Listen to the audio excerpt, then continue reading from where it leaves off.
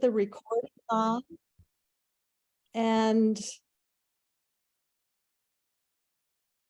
I'm going to start by welcoming everyone to the American Cetacean Society San Francisco Bay Chapter's April speaker event for 2023.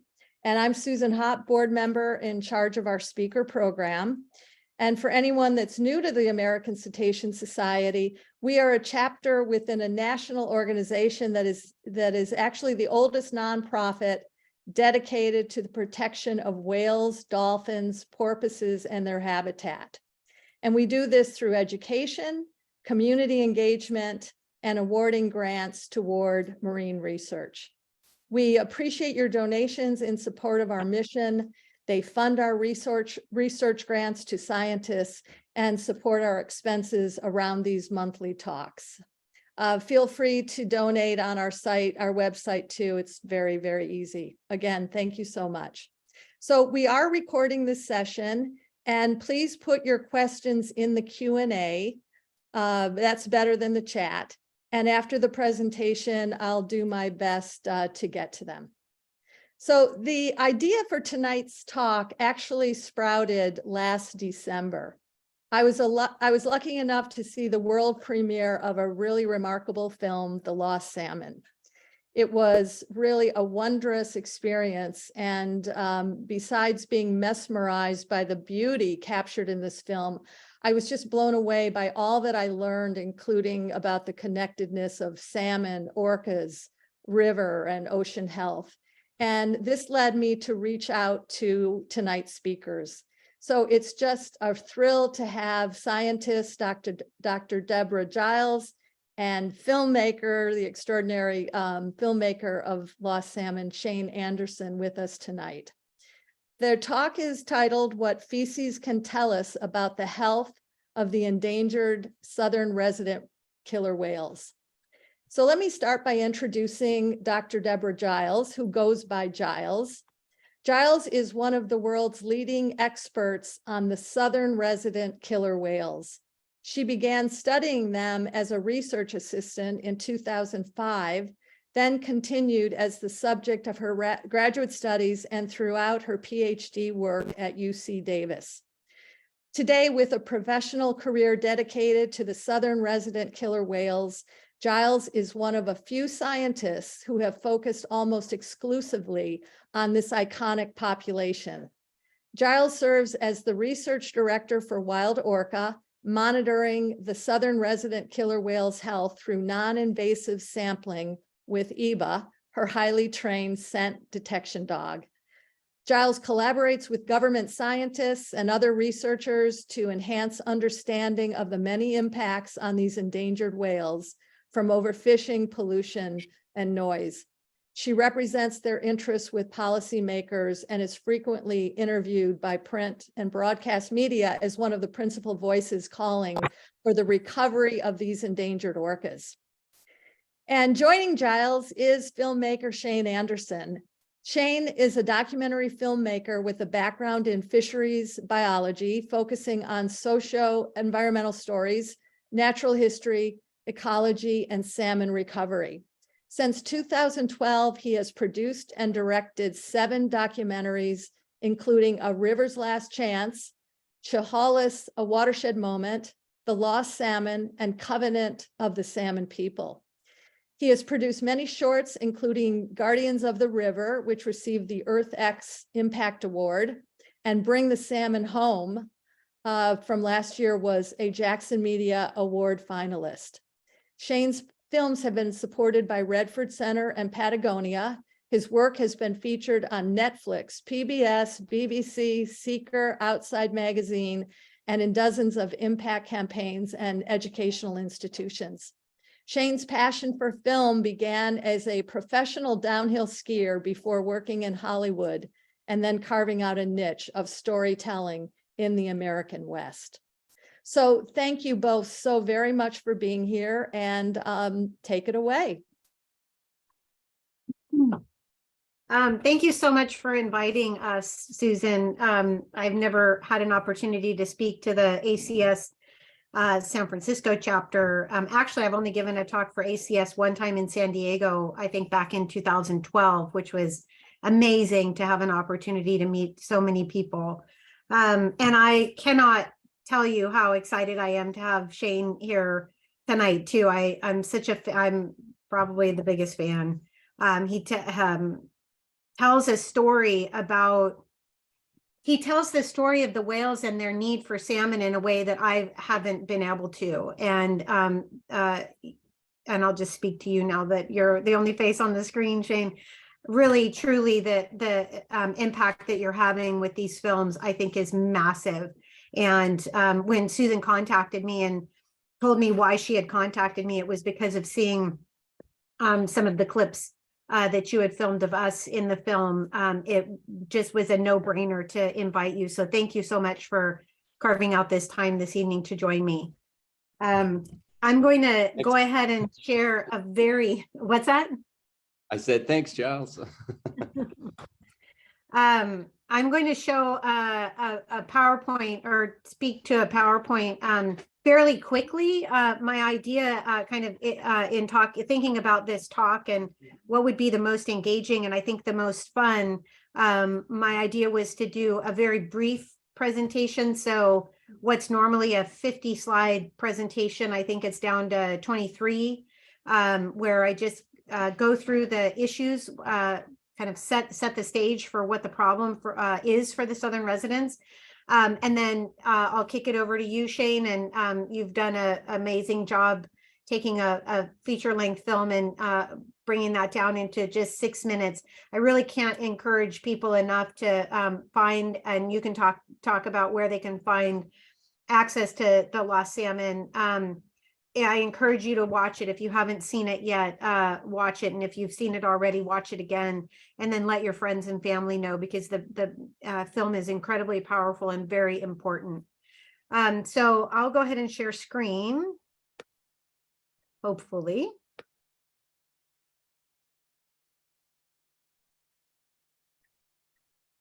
Can you see that? Yes. You're not yet perfect.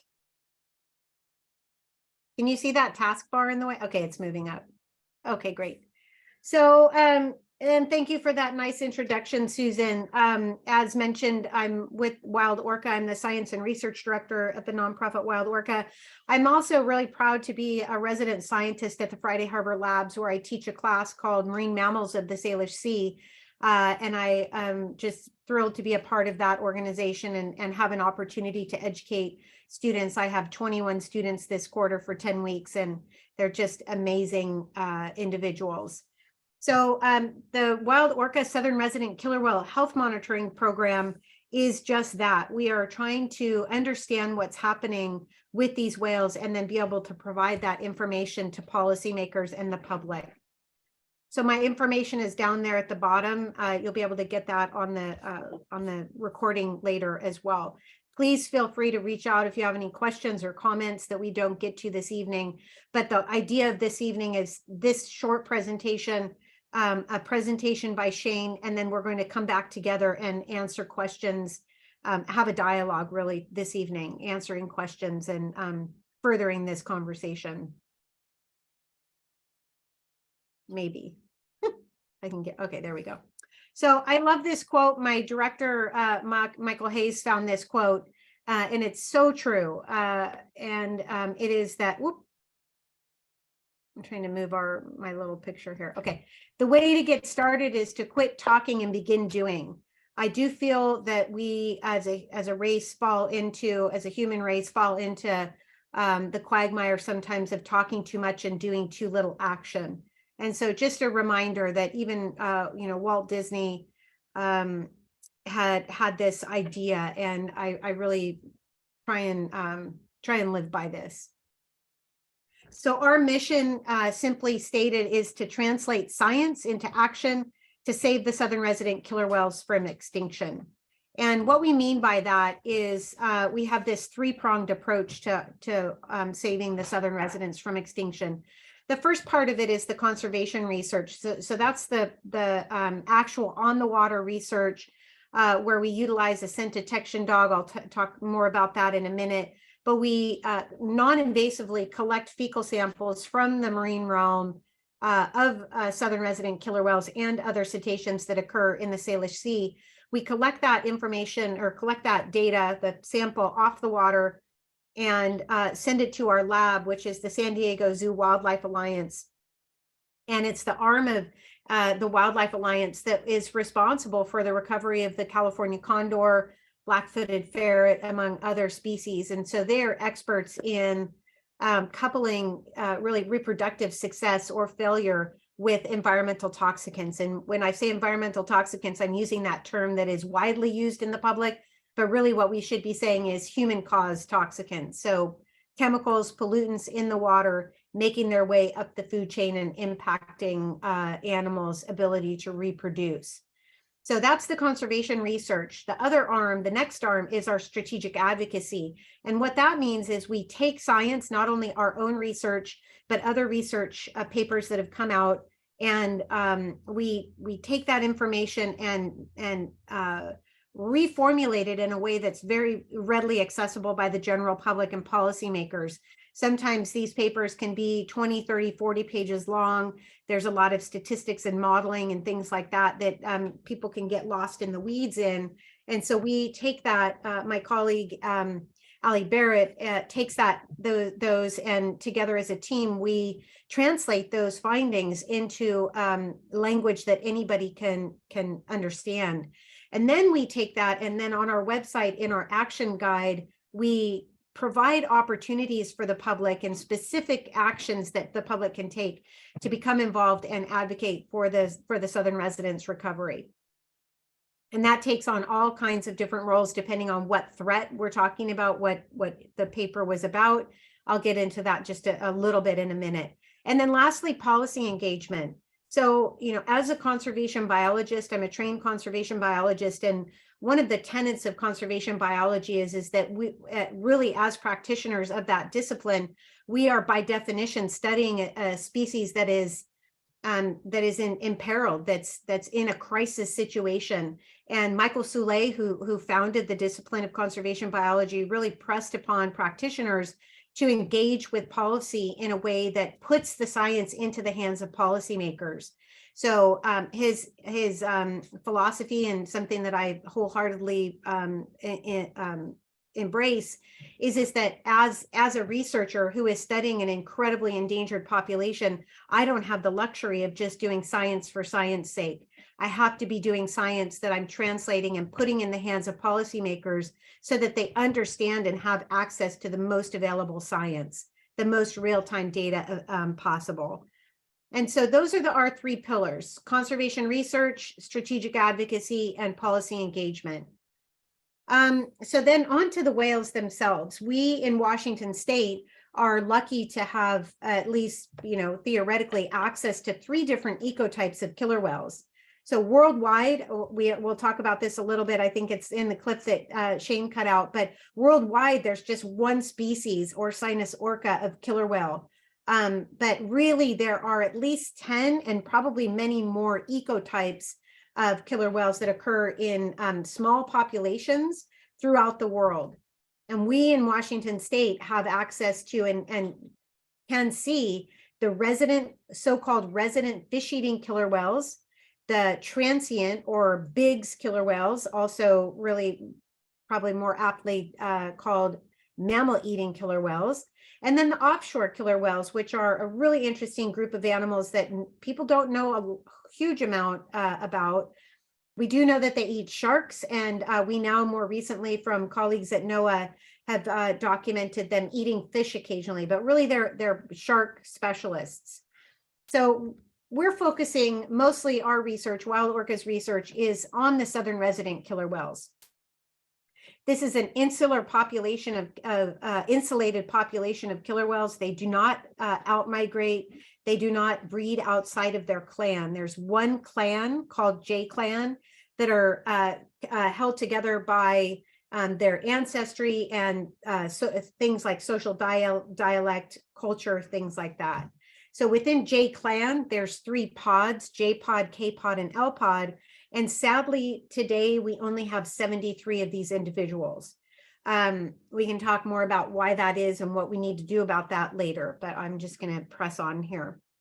So I do like setting the stage for why these animals are so important and so unique. Southern resident killer whales engage in fascinating behaviors such as kelping. Some killer whales around the world do this a little bit, but not to the degree that the southern residents. I've seen these animals go far out of their way to get into a kelp bed and roll around. The picture on the left is a picture of our friend's twins many years ago, probably 20 years ago almost, at Limekiln State Park, also known as Whale Watch Park. And they're watching J2, Granny, so far the oldest known living, or she's not living anymore, but she reached the age of somewhere between her late 80s or early 100s. And that was J2 rolling around in the kelp bed right off of Limekiln. Just a spectacular place to go to look at whales if they're here and you're here. Another really amazing thing that they do is engage in this thing called a greeting ceremony. And we see this, or we used to see this when the whales had been separated for a number of months. And one would come back into the inland waters of the Salish Sea, their known and designated critical habitat, formerly from usually about May to October.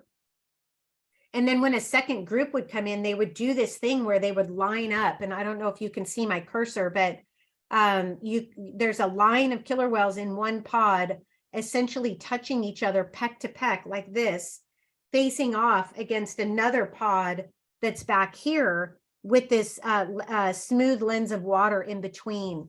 And we don't really know why they do this, or presumably they do it. We just don't get to see it very much anymore. But it's just a spectacular example of these close bonds that these animals have for one another. I always liken it to a very, very large family coming together at a holiday and greeting each other in this way, a very formalized greeting that starts the celebrations for the rest of the time together.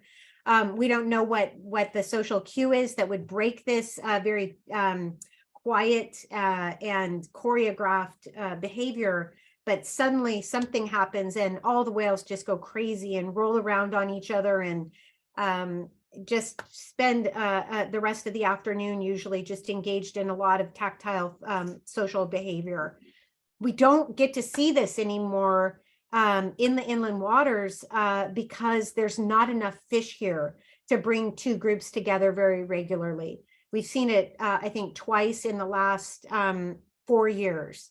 And it used to be a regular occurrence several times per year when the whales would come back into contact with one another. So the southern resident killer whales are fish eaters. They only eat fish and they preferentially forage on Chinook salmon. These are the fattiest, the biggest, fattiest, lipid-rich salmon out there. And these are just some really interesting pictures of these whales foraging and sharing food. This was a fish that was caught by this whale, bit in half, and then left for this other whale to grab. This photo was taken by Astrid van Ginneken from the Center for Whale Research many years ago, but it's just such a lovely picture. And then here's another picture over here with J2 foraging. Again, J2 was the old matriarch in the kelping photo. This is J2 foraging and pushing this fish right up here in the top right-hand corner towards her great-grand calf, whose mother, J16, had died earlier in that year. J2 ended up dying somewhere between December and January, December of 2016 and January of 2017. And so that's an even more poignant part of this story is that most assuredly J2 was hungry, and yet she didn't just eat that fish. She spent a significant amount of time pushing that fish towards her great-grand calf to make sure that he knew how to forage. So the southern residents were listed in 2005 on the endangered species list, and critical habitat was designated in the inland waters of the Salish Sea, seen up here in orange, in 2006. It took until 2021 for the federal government to designate critical habitat in their known range down to Monterey, California, actually just a little bit south of there, Point Sur, and then all the way up, including into Canadian waters, including Haida Gwaii, formerly known as Queen Charlotte Islands. So that's a long time for these whales to have lived under the Endangered Species Act without having their outer coast critical habitat designated.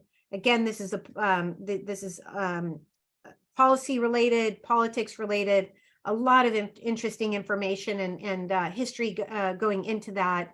I'm happy to answer questions if anybody has that later on.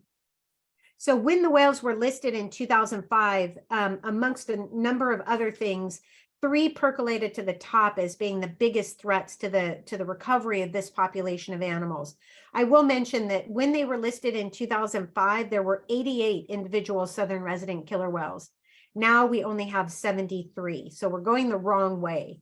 But needless to say, in 2005, when they were listed, the 3 main identified threats were lack of salmon, both in quality and quantity, vessel presence and associated noise, so vessels of all types, from these large ocean-going container ships to small kayaks, and then exposure to toxicants. And by toxicants, I mean these man-made chemicals that we're releasing into the environment on a daily basis, and those chemicals are making their way up the food chain and having pretty devastating impacts on the recovery potential of this population, not to mention our own health if we're eating out of the marine realm. So out of all of those threats, by far the biggest problem is the declining prey. Again, it's not just the numbers, but the quality of the salmon. And I always show, I probably will never do a PowerPoint as long as I live without showing these 3 photographs, especially the ones on the right, which show these monstrous behemoth, massive salmon. This is the top picture, 116-pound salmon and 121-pound salmon at almost 5 feet tall. These are just incredible examples of what wild fish stocks could be, what they used to be, and what they have the genetic capacity to be again. These men here are shown knee deep in a cannery. This is sockeye salmon, but really, honestly, the same thing happened with all species of salmon, as well as other forage fish like herring and other fish that we've pretty much decimated with overfishing. So on to what we do and how we're trying to address this is kind of our catchphrase is to understand what's happening on the inside of a whale, we have to look at what's coming out. So by studying feces, we can tell a tremendous amount about what's happening with that individual whale. And then by extension, we can talk about what's happening with the population as a whole. So this is a picture of our new research boat. We haven't even had it in the water for a full year. I'm pretty much in love with this boat. We have a beautiful wet lab back here, which allows us to process samples really quickly. And you can see Jim Rappold, he's our vessel driver and dog handler. We take turns. And then our dog, Eva, and she's standing here at the bow of the boat sniffing for killer whale feces. So we utilize a dog so that we can stay really far away from the back end of the whales. By using a trained dog, we're able to be 500 or more meters away from the back end of a group of whales or an individual whale. And because of this, we can actually collect these scat samples and ask questions about their stress hormones. So not just about their nutrition hormones or pregnancy hormones, but their stress hormones. And then we can take that information and relate it to other environmental variables around that time, like proximity to vessels or shipping lanes, other things that might be happening, like unfortunately oil spills and such.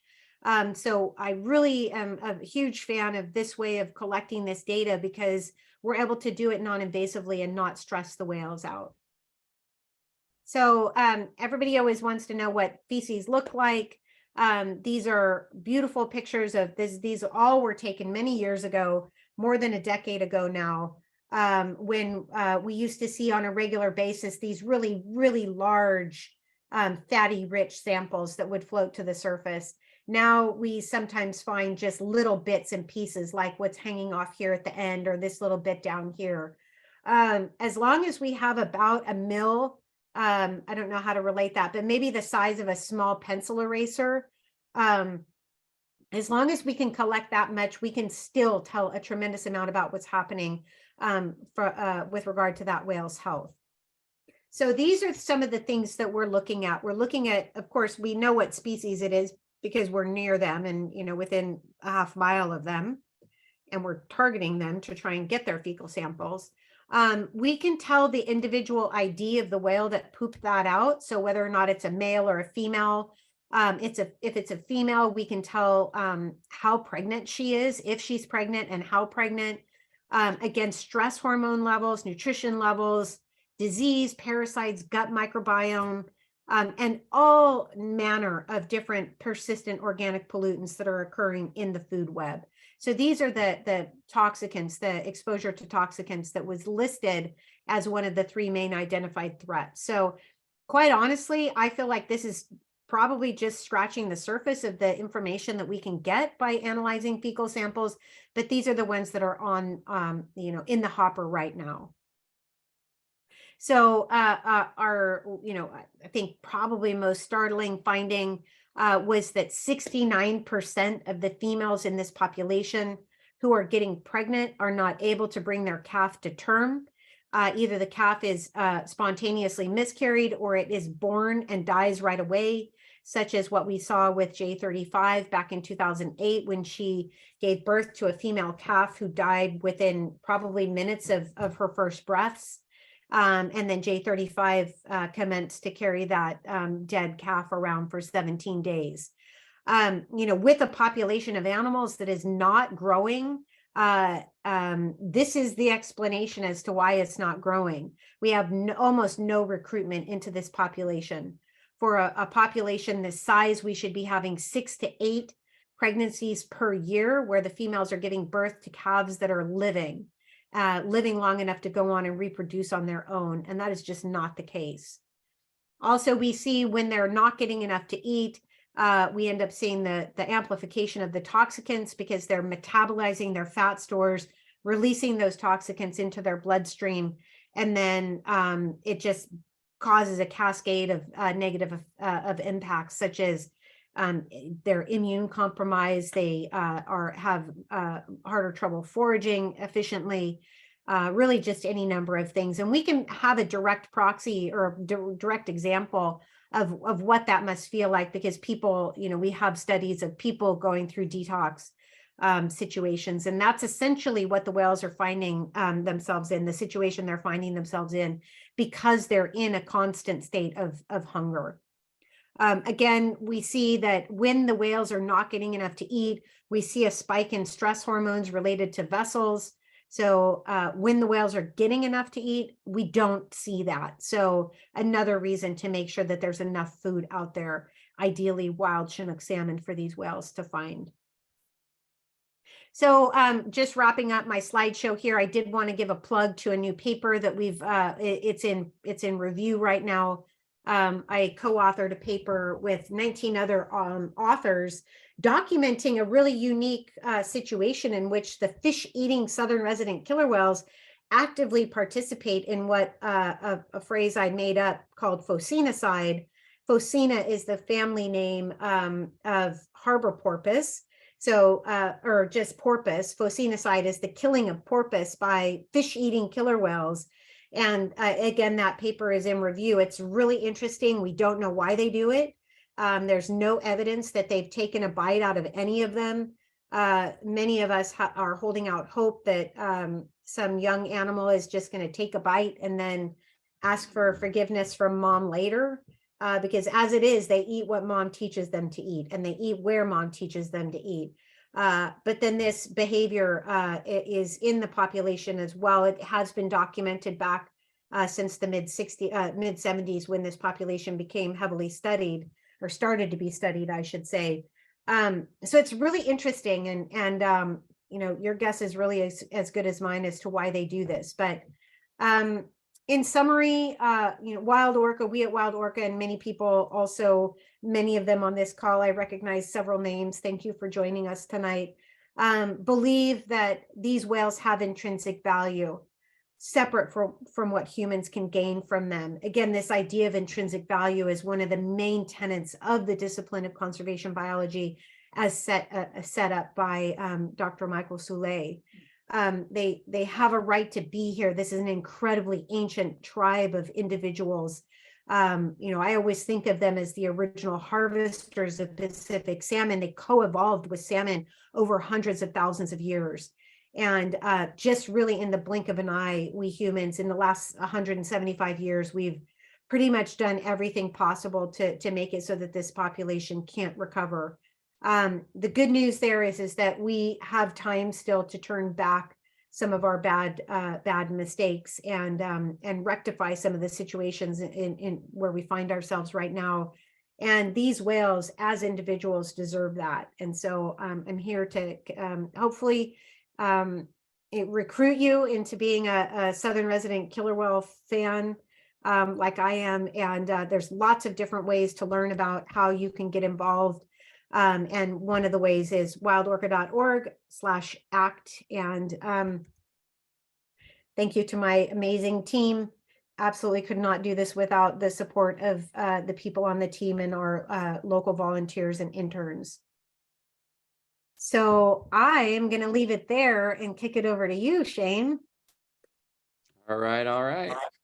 Well, thank you everybody for joining tonight, and thank you Susan and Giles for such a kind introduction. I started getting into documentary film about 12 years ago. I was going back to school, study fisheries science and biology at Humboldt State University, had a background in film, and ended up deciding to merge the two loves, and just was really driven from the start to make documentary films for impact, to educate, inspire, and activate people, and bring some of these nuanced scientific topics to the mainstream, which was a big catalyst for the Lost Salmon film.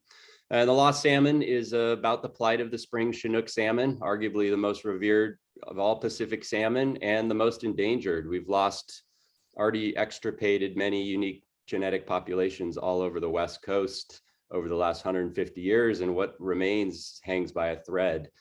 So there was a new genetic discovery out of UC Davis by Dr. Mike Miller and his wife, Dr. Tasha Thompson. And right now they're trying to implement the genetics where they found the spring run gene into the Endangered Species Act, so the animal can be federally recognized. Because right now, all Chinook migrations are managed under the umbrella of Chinook, just Chinook as a whole. So fall Chinook, summer Chinook, and spring Chinook. And that presents a problem because they really are different genetic phenotypes. So, and they need different protections, as we can tell by the plight of them. So I started the Lost Salmon as a simple portrait film on Mike and his genetic research. It was only intended to be about 15 minutes long, and it kind of took over my life for 2 years and became a very personal project, and opened up many different worlds to me, including the world of the Southern resident killer whales and Dr. Giles, which was really incredible for me. It was the first time I got to witness the whales firsthand, which I'll show you a clip from. And it wasn't just witnessing the whales. It was after about 6 trips up to San Juan Islands of getting blanked that the super pod that she showed pictures of came in my last half hour on the island at sunset. And it was one of the most amazing experiences of my life. And it really, I've been a salmon person my entire life growing up in the Pacific Northwest. And that's kind of why I got into documentary, to help try to save the species, and felt like those were the stories that really connected to me, and it kind of evolved into my niche over the last 12 years. Just wrapped another film called Covenant of the Salmon People, a portrait of the Nez Perce tribe and their fight to remove the lower 4 Snake River dams, and currently working on the official Klamath dam removal film called Undamming the Klamath. So just drove down on the road right now. We were just up at the dams today and yesterday, and heavy equipment's moving in after a 25-year battle to get those dams out. It's actually happening, and it's really exciting up there. And we can touch on that if there's any questions. So I wanted to show a couple clips out of the film. One's about the genetic research and one's about the whales, and we can have a further discussion from there.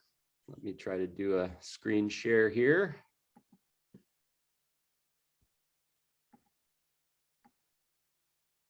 You seeing all that? Yes, we are. All right, and we're playing. Genetic advances have happened really, really rapidly over the last few years. This is being called the golden age of genetics right now. Genetics basically says how you inherit different characteristics from your parents. We have one copy of our DNA from our mom, right? And one copy of our DNA from our dad.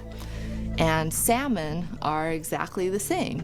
That DNA contains this instruction manual to build everything in the organism. If you're a fish, it says how or where to put scales. It tells you what you're supposed to eat, if you're supposed to be afraid of a killer whale or not. It contains everything. I joined Mike's lab right as they were working on the initial discovery. And that was life-changing for me in so many different ways. So geneticists are interested in variation. So when you're looking out in nature and you see variation within a species, genetics is about understanding that variation. A species can be incredibly diverse within that species. And that's the case for Chinook salmon. If spring-run Chinook were to disappear, it was thought that they could re-evolve rapidly from fall-run Chinook. We took spring Chinook and we took fall-run Chinook, and we compared their DNA across large sections of their genome, and we found that there was this one single region that had this gene called GREB1L that was different between spring-run and fall-run Chinook. The difference we see between spring Chinook and fall Chinook is just screaming. Like, it's a huge difference. Thought it was really cool. You know, we figured out the spring-run gene. I know of at least 5 Endangered Species Act petitions that have been submitted directly based on our research. 4 were in Chinook salmon and 1 was in steelhead. Steelhead also have early and late migrating form, and it turns out it's the exact same gene and evolutionary mechanism that produces summer run versus winter run steelhead. That genetic variant at this single gene is so important to protect, because if that disappears, we might have to wait 1 million years to get it back. That risk is what's going to end up being factored into the Endangered Species Act.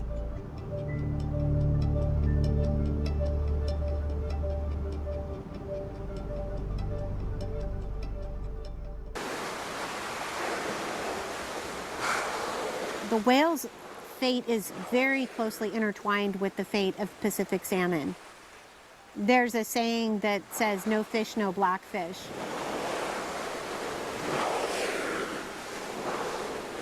Specifically when we're talking about spring returning salmon that would have been heading for the Snake River, those are the fish that the southern residents are desperate to have.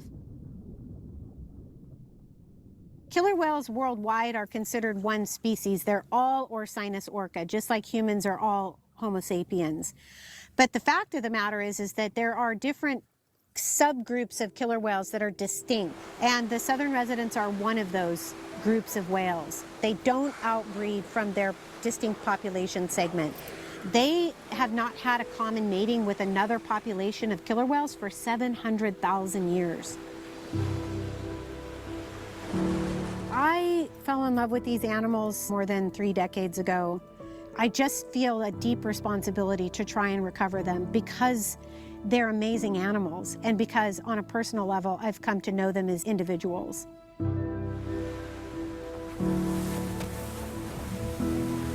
It's not just studying a population of animals, it's studying families of animals. And they care for one another by feeding each other, literally sharing a fish.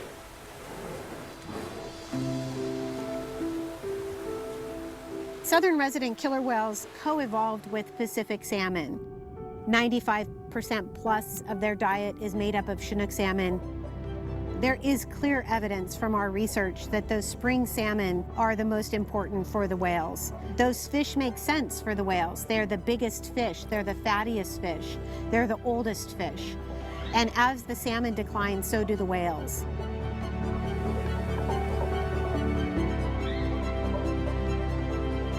69% of pregnancies are lost before the baby is born viable. That's a huge number for a population that's really small.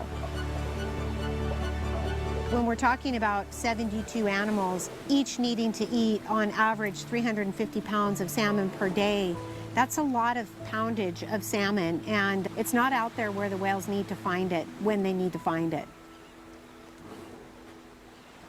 We're not moving fast enough in fisheries management overhaul. Pumping a bunch of hatchery salmon into the system is not the answer in the long term. Hatcheries are not a solution to the problem of biodiversity loss in salmon. Hatcheries have very distinct characteristics from wild rivers. What happens is fish become adapted to the hatchery environment. That's also referred to as domesticated. They become domestic. Not only the quantity of salmon, but the quality of salmon. Salmon are shrinking. You used to have 100-pound Chinook salmon. A killer whale only had to catch 3 of those a day to get their nutritional needs met. It's really hard to have a killer whale trying to make a living foraging on 10-pound Chinook salmon.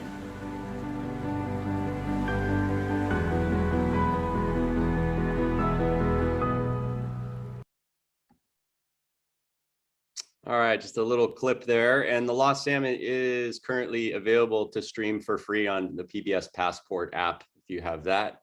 It's being broadcast in about 150 stations across the country. We just got nominated for an Emmy, so I'm excited about that. And yeah, it's like, it was really, it was a really challenging project to bring that sort of a nuance of science like salmon genetics to the masses, and that's why it took me so long. And I initially hadn't planned on narrating the film and ended up narrating the film and kind of inserting myself as part of the journey to try to make it a little more digestible, because it was pretty heavy on the science on some of the first cuts of it. So I think we found that balance. And you know, there's a lot of things facing salmon, Chinook salmon and spring salmon, and the plight. You know, probably one of the biggest things was the construction of dams that blocked fish passage all up and down the West Coast. You know, the Sacramento San Joaquin was the second largest producer of spring salmon on Earth. There was huge runs all the way down into, you know, way south into California, into the high Sierra there that were wiped out at the turn of the century. And there's not much left. And unfortunately, you know, we need to hold on to those genetic building blocks if we're going to have any future in recovering. And that's kind of going to be a challenge in the Klamath, even though we got the largest river restoration in the history of the world, and opening up 350 miles of habitat and all these volcanic springs of pure water that the springers used to just thrive in before they built the dams in 1916.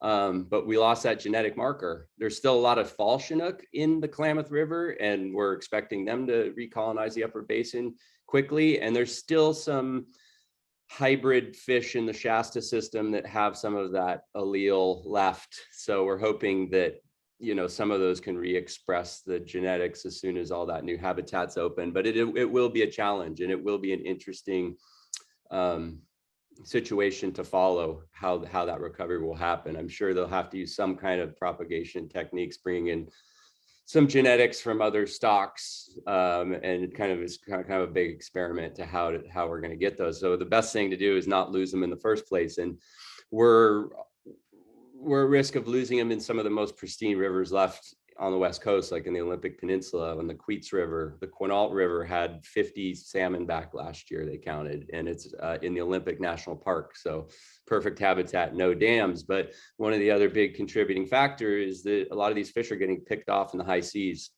in what we call commercial mixed stock fisheries up in Southeast Alaska and off Canada, that indiscriminately harvest all kinds of salmon at once during different migrations, because our salmon from about northern or mid Oregon go up into the gyre, into the off Southeast Alaska, and even into the Aleutians, and kind of do a circle up there, and it's their nursery, and that's where a lot of the intensive commercial fisheries are. Some of the fall Chinook populations in the Queets River they get exploited at upwards of 70% of the run gets taken up there from those rivers. So that's a huge thing we need to address is the mixed stock fishery. California did it different a long time ago and put regulations in to protect those early spring fish off the California coast. The spring Chinook from Central Oregon south into the Klamath, they pretty much hang in what's called the Humboldt Current. So fisheries are managed in the commercial seasons and sports seasons, and the ocean are opened later after those fish have already entered the river. So that's why you're still seeing strongholds like in Butte Creek, which 2 years ago when we were filming, it's in the movie, there's 22,000 spring Chinook came back to Butte Creek, tributary to Sacramento, which was incredible to witness. It really just kind of shows what a few changes in management can do. You can still have commercial fisheries for stocks, certain fall Chinook stocks managed well. And it's just really finding that balance. But what we really need to do is we need to return to terminal fisheries and use new types of tools like fish traps and pound nets that are being developed on the Columbia system right now. So we can manage in the rivers of origin and let the wild fish swim while harvesting the hatchery fish. So there are tools out there to do more sustainable ways of harvest. And right now what's happening up in Alaska, we just don't know. And those fish are being sold and marketed around the world as all just wild Alaskan caught Chinook salmon, not knowing if they're spring, winter, fall, or summer stocks. And an update on the whole Endangered Species Act petition. The Klamath federal petition is about ready to be resubmitted. California again set a precedent last year with the listing under state law of spring Chinook. So recognizing the new genetic studies and listing spring Chinook as a species of endangered here in California. So that kind of laid the foundation, hopefully, to set the precedent for these other federal petitions that are pending right now. One in Oregon and another one just got submitted for the Washington coast, Chehalis Basin and Olympic Peninsula. So it's really, it's an exciting time to try to protect them. I think we definitely still have time. The ocean conditions kind of became in our favor in the last couple of years. So we saw a little bit of a boost last year, and we're going to see quite a significant boost this year in the Columbia system based off ocean conditions. But that doesn't mean we can ignore what's happening in the inland, because those ocean conditions will change. Climate is exacerbating impacts in the freshwater ecosystems across the world, and that's where we can fix things. We can't go change the Pacific Decadal Oscillation and all the currents and the warm blobs out in the ocean, but we can fix what's in our backyards and in our streams. So there's a lot of efforts going on. There's a lot of momentum up in the Snake River. That's probably the largest opportunity right now to save spring Chinook and a lot of other salmon species on a really large scale. There's so much habitat up in those headwater streams in Idaho that are climate refuges. So we need to start looking forward at where are climate refuges in the cold water for these fish, and really prioritize that at whatever means possible before we lose any more of this genetic diversity, because once it's gone forever. So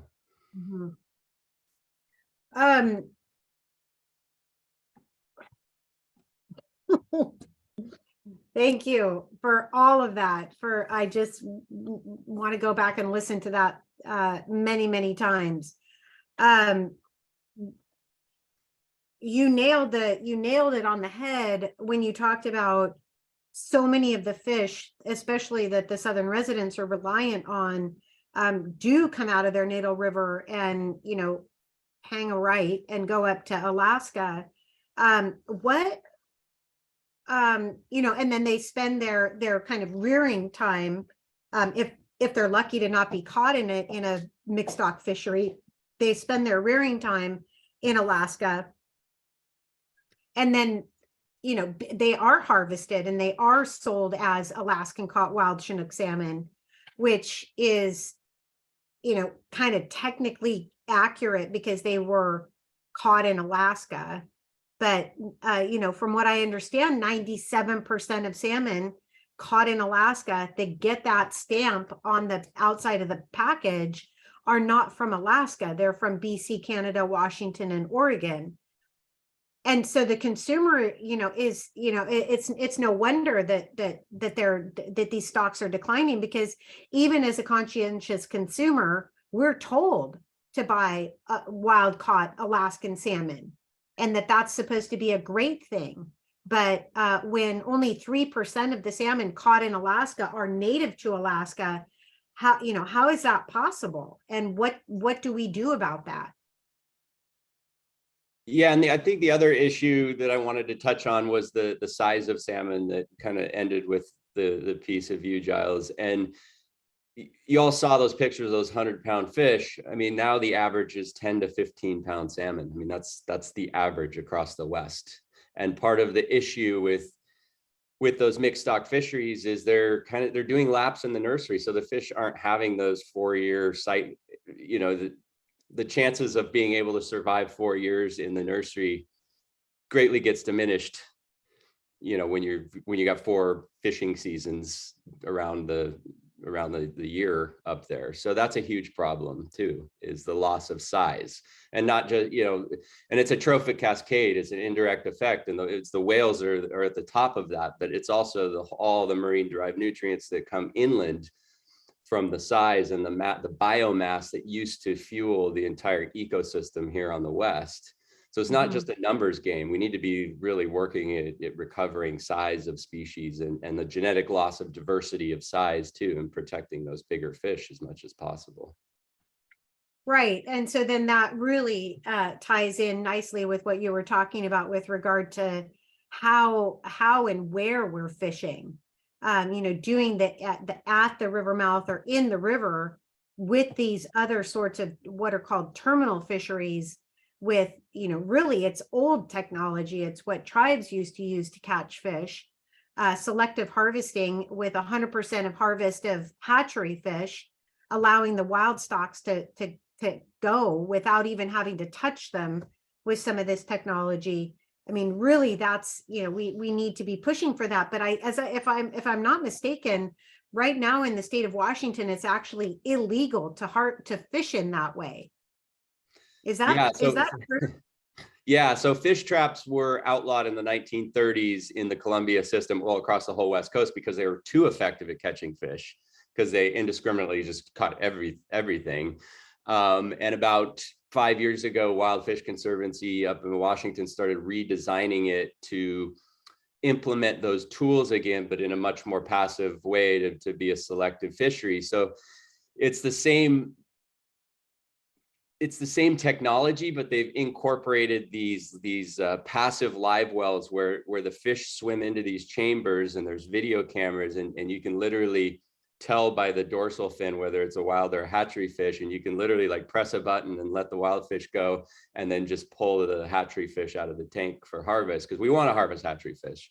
We don't want them spawning on interbreeding and diluting what's left of the wild genetics as it is. I mean, that's another major problem.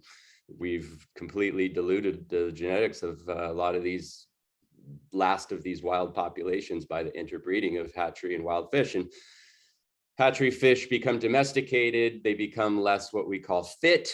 And when that passes on to a fit fish, a wild fish, it just makes its survivability much less, because it's sharing that, as you saw how the genetics happen, it's sharing that the less fit gene. And we need all the strength we can for these fish to survive climate impact. So yeah, bringing the fish trap back is a huge step forward, and not just in the Columbia system, but all across the West Coast. These place-based fisheries, it's indigenous people, they've been doing it for tens of thousands of years and managing fish that way. Like the Klamath tribes, they would have their first salmon ceremony for spring Chinook, and the shaman would run down river or take the canoes down river and let the tribes know that the first fish had already made it up 100 miles to Camp Creek up near Happy Camp, and then they would open the lower fishery. So they would allow an escapement of fish for tens of thousands of years. That's how they manage the resource, and were able to sustain it and live on it. And we kind of forgot about that in the last 150 years, this place-based management. And it's just crucial in all ecosystem recovery, is returning to that place. And same with Alaska. I mean, I think we've got some quasi healthy Alaskan river runs, salmon into Alaskan rivers, but even that in more recent years is becoming questionable. But it's because they were harvesting at and in the river mouths. So they were able to name the fish that they were harvesting at the river, that, you know, a Copper River Chinook salmon, for example. They knew that that fish came from the Copper River because they caught it in or at the river mouth of the Copper River. That's not what's happening in the Gulf of Alaska and the Bering Sea, and then even off the coast of BC and Washington. And so, you know, from the perspective of the whales, you know, so much of the food that they potentially should have access to is being harvested before it even gets anywhere near the southern residence range. So I'm sorry, I'm always bringing it back to the southern residents, but it's all connected. You know, everything that's happening with the wild Chinook. If we had healthy runs of wild Chinook, we would have a southern resident population that was increasing and not decreasing. So Giles, let me ask you this: with the runs, the ocean conditions changing, the Columbia run better. I mean, all the runs were ticked up a little bit more last year than when we filmed the Lost Salmon. I would say up and down the West Coast, the runs were probably double last year and might even be bumped up more this year. Are you seeing a response in the whales activity in the Salish Sea compared to that 5 years when they were vacant all summer? Are they back, or what's going on? It's funny. Yeah, it's funny. You should actually mention that in the last 2 years, they are kind of, I wouldn't say they're back to normal rates by any stretch, but you know, there were years prior to last year where months went by, months that they were historically always here. And then for several years prior, you know, so 2022 and 2023 are kind of, right now I'm kind of holding out my final determination about what it looks like with whale occupancy here. But prior to that, since 2013, from 2013 to 2021, the whales were absent in ways that we had never documented before. You know, with a couple of interesting exceptions, we had a so-called killer whale baby boom between the end of 2014 and the beginning of 2016. So really in 2015, there were many calves, 11 calves, I think, were born. I think we have 5 of those left.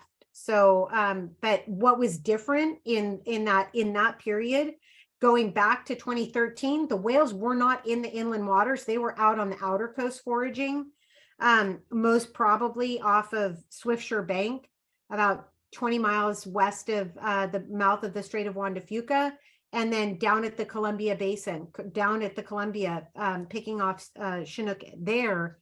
So the whales were on the outer coast because there weren't fish in the inland waters heading for the Fraser River in Canada. So the all of that to say, the whales absolutely. Am I going out? Am I freezing?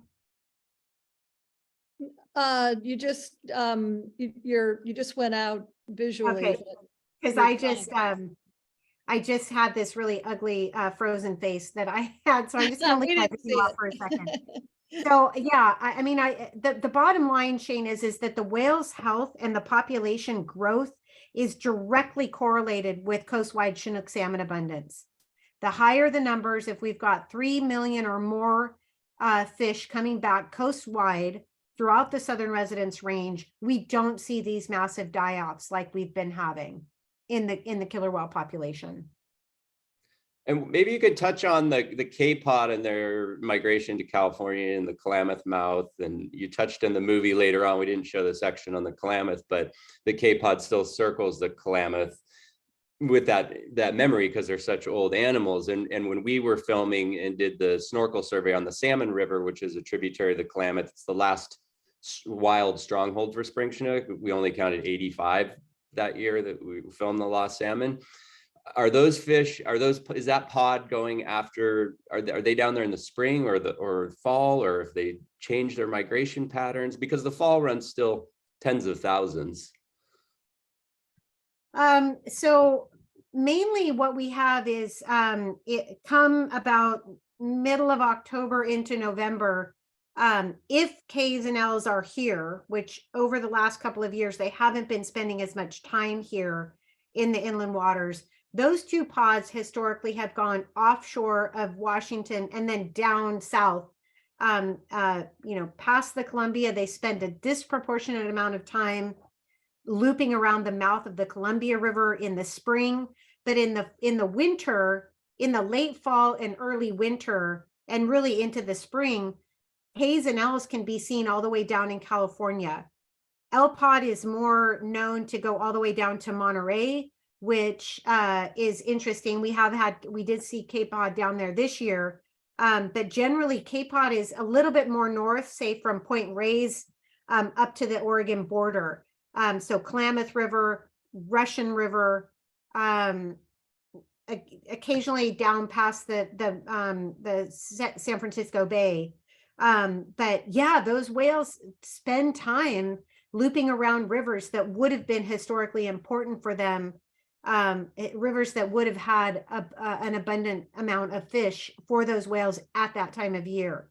So that's, part of the rationale or part of the explanation as to why we have these females that live as long as they do, so that they can hold this knowledge, they can take their pod or their even just their immediate family, but generally the whole pod, say all of K pod, plying the waters of the very near shore waters. Statistically, they really don't go much farther offshore than 8 miles. They're just right there along the coast of California during that time, kind of again late fall through early spring, looking at the mouths of those rivers, waiting for those salmon to come back. It'll be interesting. Sorry. Just a really quick aside is just this last week, the state of Oregon Department of Fish and Wildlife has agreed to review a petition filed that would allow for the whales to be listed on the Oregon State Endangered Species List, which is really exciting. They're already listed in the state of Washington as a state listed species.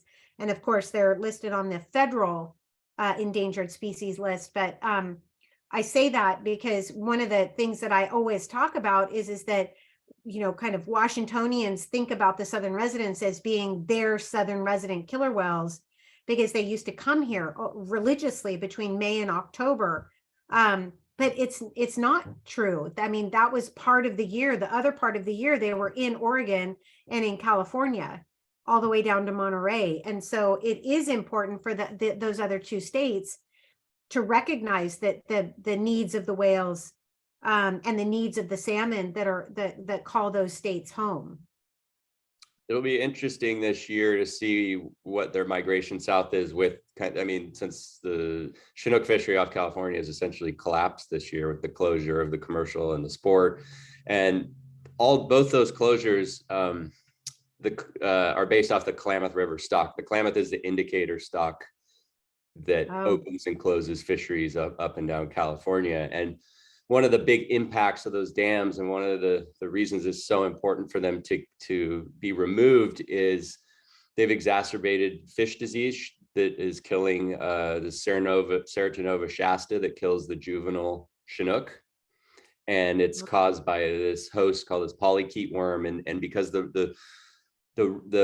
been in this drought, and then the dams don't allow flushing flows in the winter to scour this worm host out, so that disease proliferated over the last 10 years. And 3 years ago, it killed 95% of the juvenile Chinook salmon. So, that's like why we're seeing, I feel like that's one of the main reasons we're seeing this collapse, is all the babies were dying from this disease that was caused by the dam. So the dam removal isn't just important for spring Chinook. It isn't just important for the 350 miles of new habitat, which is all amazing, but it's important to get the river back to functioning like a river that will put in balance these diseases that are outbreaking. And it's not just the juvenile disease. It's also, there was salmon kill last fall for the adults coming in, the disease ick, the gill rot, and columnaris. And I was filming fresh, bright Chinook belly up die right in front of my eyes last year with this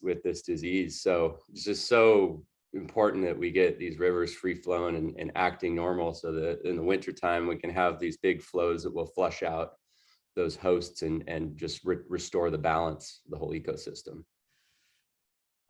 Absolutely. Absolutely. Wow, gosh, this is awesome. I could talk to you all night. Do we have any questions, Susan? Yes, we do. I'm already thinking we need to have like a second, a follow-on to all of this. I mean, there's just so much ground that's been covered. So yes, we do have some good questions. And here's one to start. You talked, Giles, about the 2005, I think you said it was 88 whales in the population of the southern residents, and then now it's down to 73. What's the estimate of what the population was when salmon were plentiful and big and sufficient? Yeah. So prior to 1976, so the last southern resident killer whale was removed from the wild. She's still living. Her name is Tokate. She lives in Florida right now. She was the last southern resident that was removed from her family in the inland waters of the Salish Sea. And she was the last of somewhere between 57 and 67 southern resident killer whales that were taken out of the wild and put in concrete tanks or killed in the process. So we know, and when the capture era ended, there were 71 in the wild. So 71 plus either 56, somewhere between 56 and 67 or so additional animals. And then prior to that, the genetics says that the population for a while has been around 200, give or take tens on either side. It's always been a small population, but prior to the removals and then prior to the collapse of the fisheries throughout their range, they were giving birth at a regular interval every 3 to 5 years, and the calves were being born and living. And that's not the case now. Females are going 8 years. Not that they can't get pregnant. They are getting pregnant. They just can't bring the babies to term. And the females that are essentially spontaneously miscarrying are the ones that are not getting enough nutrition. So we can see that it's very tightly correlated. The females that are not healthy, not getting enough to eat, are the ones that are aborting their fetuses, which makes sense. I mean, they're mammals. That's what happens. That's what a body does naturally. Yeah. Okay. The slide you showed, the photo where they line up and then have something that flat water in the middle. And I don't know, for me, it reminded me of a game played when I was a kid, or maybe we all did, Red Rover, let so-and-so come over. But anyway, one of the questions we had about that, when they meet each other in that way, are they all also talking a lot, or are they quiet? I love that question. And it's so interesting because you would think they would just be like, what's happening? Oh, what's it? They're not. They're totally silent. And it can last for minutes and minutes and minutes and minutes so I took some pictures out. My favorite experience, I've gotten to see it a couple times. And Shane, real quick, was that day that J35 brought her new baby back? What year was that you filmed? 2 or 3 summers ago. 3 summers? Wait, I don't know. There's a baby in one of those shots. I think it was 2020, wasn't it, that you were here? It probably was. Yeah, I know there's a baby in one of those shots. Yeah, I'm 99% sure that Shane was actually on island in 2020 when J35 brought her new baby back. That was after she lost her female calf in 2018, and then she got pregnant, gave birth in 2020, in September of 2020. And that also was an incredible greeting ceremony. It was 2020. So it was just myself and Jim and Eva, because we couldn't have the rest of our crew on board because of COVID. And we were way out, closer to Dungeness Spit than we were to San Juan Island. And we knew that J-Pod was here. We knew that J35 had a calf that day, or she didn't have it that day, but we saw it that day. It was brand new baby. And then we started getting word of the other Southern residents coming in, and both K's and L's. Who knows? Who knows how the other two pods found out that J's were in the inland waters?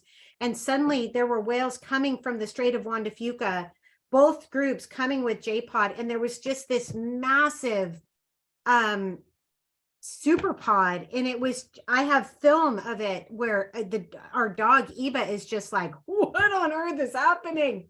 There are all these males getting together and frolicking, and it was just insane. And then right at dusk, they came up the west side of San Juan, and Shane was at Land Bank and was able to capture that. That's some of the most stunning video. It gives me chills to see it. Anyway, a greeting ceremony is my other favorite example, is where, this was back in 2006. And I was a research assistant on the NOAA boat. And my job was to document whale behavior and pilot this piece of equipment that myself and some other people designed. And we were up north of San Juan Island, up near Sydney Island, BC. And we were with K-Pod that day. And and I was super excited because I'm in love with K-Pod, especially K20. We're not supposed to have favorites, but I do. She's amazing. And suddenly they stopped kind of just milling about like they had been. And right around at that same time, so we're watching the whales, and I was taking behavior data and location data. And on the radio, our captain started hearing that some whale watch companies were inbound with LPOD. And so it's hard to explain, but we were up at the top of Haro, and the Strait of Juan de Fuca is like this, and then it turns. You can keep going to Whidbey or go over here to San Juan. But if you're coming in the Strait of Juan de Fuca and you hang a sharp left, you go up Haro Strait. Well, that's a really interesting sound area right there, where if LPOD was vocalizing, the vocalizations would have gone straight towards Whidbey. Well, as soon as we started hearing on our radio that elves were turning the corner at Discovery, Hayes lined up and just started porpoising miles, 12, 15 miles away, and started porpoising south towards Els. And same thing, we started hearing like, whoa, Els just took off. And that was that picture, that blue picture that I had, was K's finally coming to a screeching halt and Els coming to a screeching halt. And they were all lined up like peck to peck, touching one another, all of K's and then all of Els. And it was silent. There was somebody else, a whale watch company, dropped a hydrophone in the water. No whale made a sound. There was nothing. And it lasted for, it felt like an hour. It was probably realistically maybe 7-10 minutes, something like that. And then suddenly, I don't know what happened. It was not ever recorded. Nobody picked up any audio. All the whales came together, and there was just this like whale ball. And then all the old ladies went off together. All the juvenile and adult males went off together. Females that were pregnant were surrounded by females that were just coming into estrus. And it was just the most incredible experience I've ever had. I've seen a couple of other greeting ceremonies, but that one that was my first one. So maybe that was but there's just no denying that these are an incredibly interesting, worthy group of animals, and they deserve our help. They deserve our hard work to try and help them recover, because, you know, the sad fact of the matter is that absolutely everything that's happening to them is our fault. And, you know, we did that, and yet we have the capacity to turn that back and help save them. Yes, you know, there's a new paper out that's talking about the inbreeding and it makes them less fit and this, that, and the other thing. But the fact is that it's clear back in the 90s, from the early 90s through the mid 90s, when there was, you know, it was a lot of fish in the overall Pacific ecosystem. Those whales were recovering and had reached almost 100 individuals. And it was in the mid 90s, everything came crashing as the salmon populations throughout the region started declining and becoming less predictable for the whales. Yeah, and that seems to be the number one thing, although the slide you had on what you're testing for, whether the stress hormones or the microplastics, I mean, yeah, nothing like a full stomach that can't that can't solve a lot of these issues. Here's a question for Shane. Chinook and the Elwha are recovering slowly. What is your read on the pace of recovery there and in the Klamath to benefit the southern resident killer whales? Well, the Elwha, I mean, the ecosystem recovered really fast. I was doing riverscapes up in the headwaters. I did a short film called Rising from the Ashes, where we did a snorkel survey from the headwaters to the canyon below. And two years after they'd removed the obstruction, there was a boulder that was prevent a velocity barrier. We counted more summer run steelhead that were previously extinct than the entire coast of the Washington coast just a few years after. And I mean, that was a different scenario because steelhead, they come from rainbow trout genetics. So those rainbow trouts can re-express anadromy. The Chinook and the coho, they were almost completely wiped out in the Elwha. There was hardly any genetic diversity left. So that's why and they went and they just started planting hatchery fish on top of, like, that was the primary. And they did come back for a few years in really big numbers, 8,000-10,000 fish, you know. And I heard recently, one of the big questions is, like, what happened to that spring allele, that spring genetic? Because those are the fish that would have gone extirpated, because those are the fish that would have gone into the headwaters, the Elwha. And I was talking to a friend of mine that's the lead NOAA scientist there, and they recently found the gene in a wild fish. So it's not gone yet. And it was thought that it was gone, that gene was gone. So I don't know if that's like those were strays from other rivers or where that gene came from.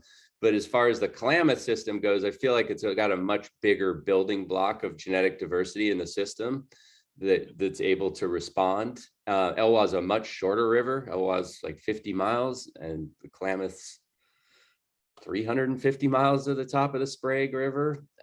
So I just feel like you have fall Chinook runs still on the Klamath some years that are over 100,000 fish. So I feel like we're going to see a pretty big recolonization of the fall Chinook. I don't know. It'll be interesting to see what happens with the spring Chinook and how many of those juveniles have been affected by disease and all that, because that's another thing you didn't have on the Elwha. You didn't have all that disease problem. So I'm super optimistic with Klamath, the speed of Klamath dam removal, because we're also expecting a dramatic decrease of water temperature from the reservoirs. Not only do they harbor some of the worst cyanobacteria in the World Health Organization in the mid-2000s labeled the Klamath water quality in those reservoirs 4,000 times the human health standard, like literally, and these are neurotoxins, really bad stuff. And then there's all these springs that they just did these LiDAR flyovers of the Klamath River reservoirs, and there's all these hidden springs underneath there. So there should be a dramatic decrease of water temperature, the elimination of cyanobacteria that's harbored up there, the natural flushing flows to at least slow down that disease, if not, you know, get it under control. Good news is that there's all this rain this year. This is the first year in decades they've detected zero disease right now in the water for that. So like we're at least going to see a good cohort of fish from last year's pretty solid run going out to the ocean this year. I mean, I haven't seen this much water in the Klamath for a long time. And I'm very optimistic that we'll see speedy recovery there. And when is the dam set to really be down? So this first dam, Copco 2, is coming down this fall. They're prepping for it right now. And then the reservoir drawdowns will start in December and go through May, with the full removal going from May to October 24. They'll be completely gone. And as the reservoirs are drawing down, there's revegetation crews. The Yurok tribe partnered with Resource Environmental Solutions to collect 16 different species of native vegetation, and then they took those native seeds and they went across the West and they've been propagating them, and they've collected 16 billion seeds to plant 2,200 acres. So as that, it's and Josh Chenoweth, who did the re-veg on the Elwha, that was a complete success, is leading up the Klamath project too. Wow, it's just great to have some good news. I did want to just, it was fascinating to me when you said that it was really the Klamath River stock that opens and closes the season for California. Because that's huge news that just came down in the last, week, that the season will not be opening. So, okay, let's see. What are your thoughts about plans to kill large numbers of sea lions to stop them from eating the salmon at mouths of rivers? I think that one's probably for you, Giles, but. Right. Well, the sea lions are eating a lot of salmon at dams and other unnatural pinch points that humans have created. We've essentially created a situation where there's an open buffet for pinnipeds and birds, and it's unfortunate that these marine mammals who rely on marine stocks of fish for their survival are being targeted in this way. I think that they're, my personal feeling is that they're part of the ecosystem. They've been here also and co-evolving in the area with these fish and with whales and other species that rely on them.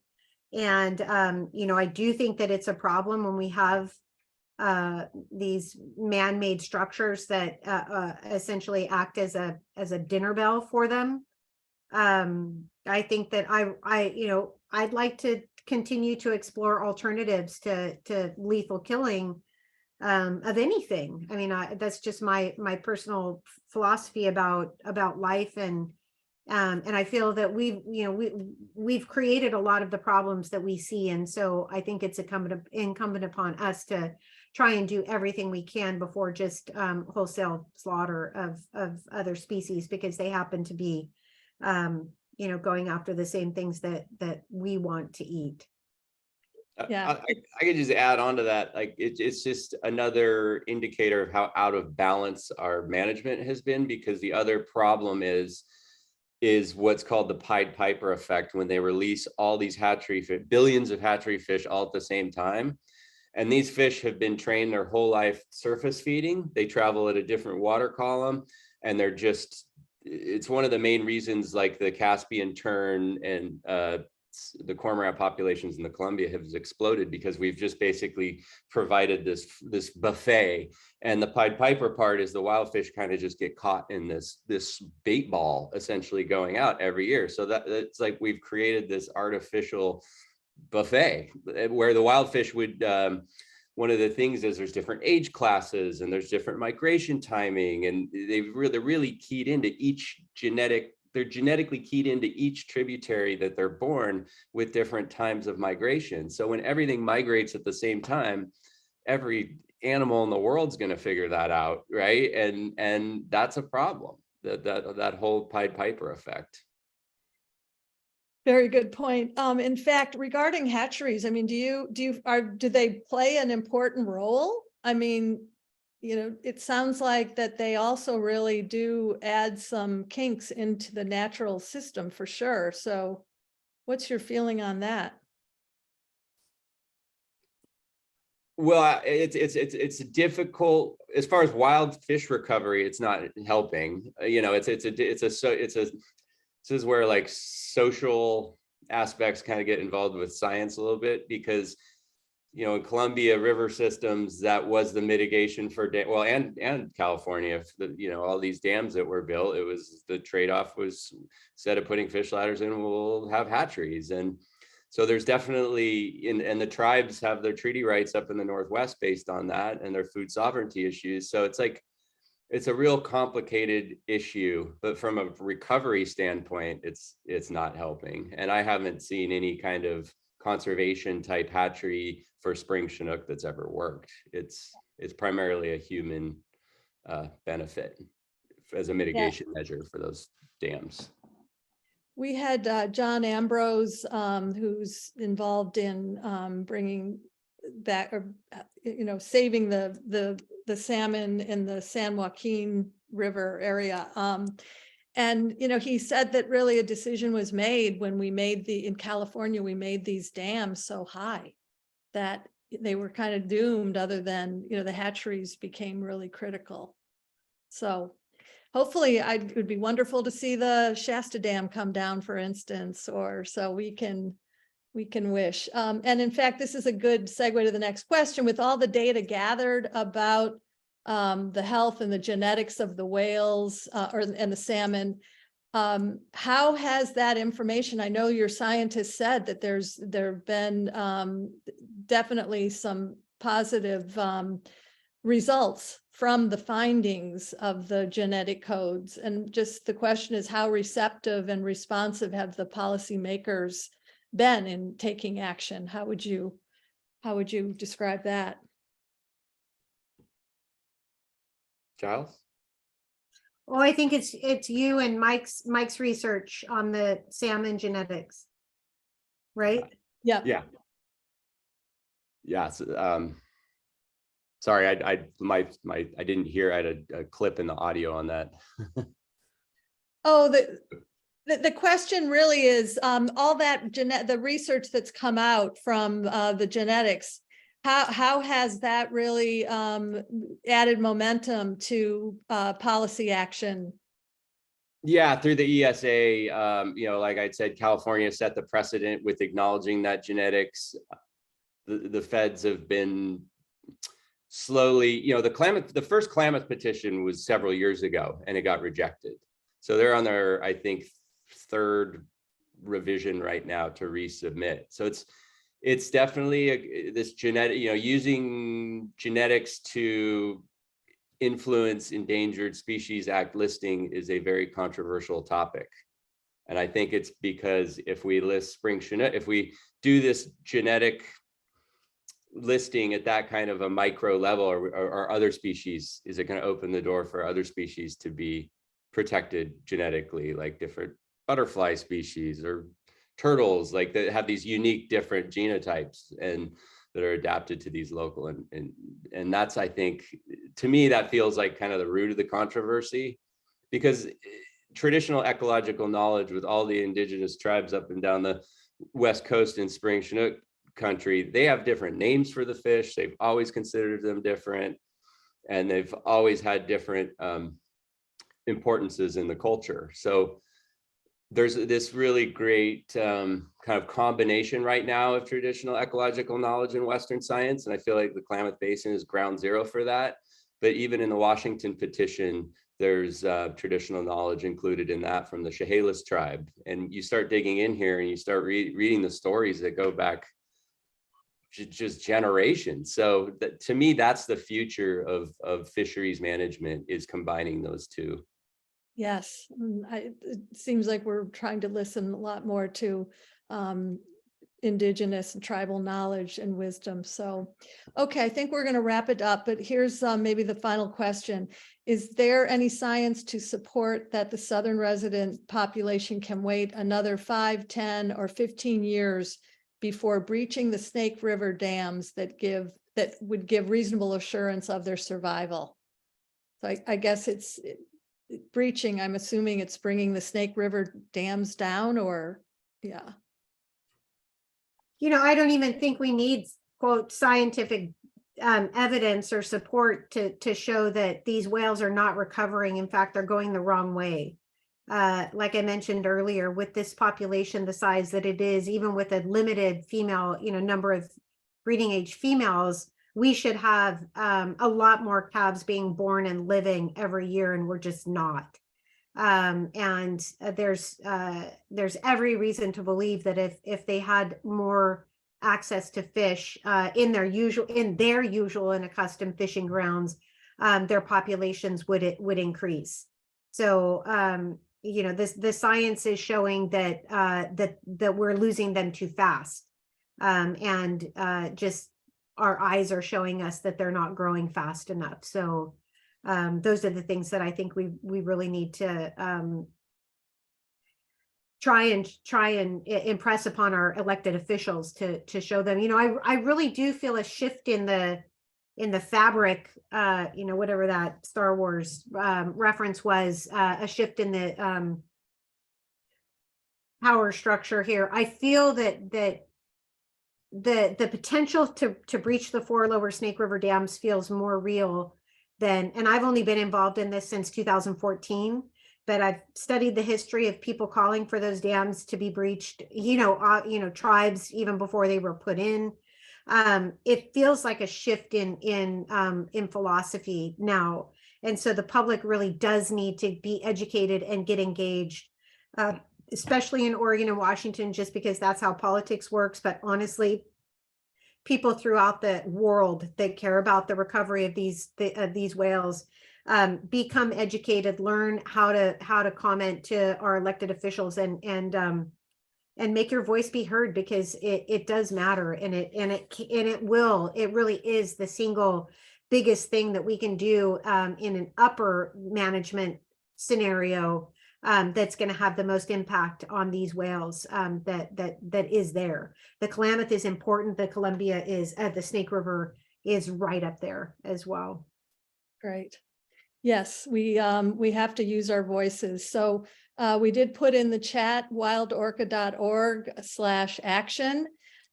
Please see Shane's amazing film. That was just a short 6 minutes. I'm going to see it again. This webinar has been recorded, so it'll be up on our site within a day or so.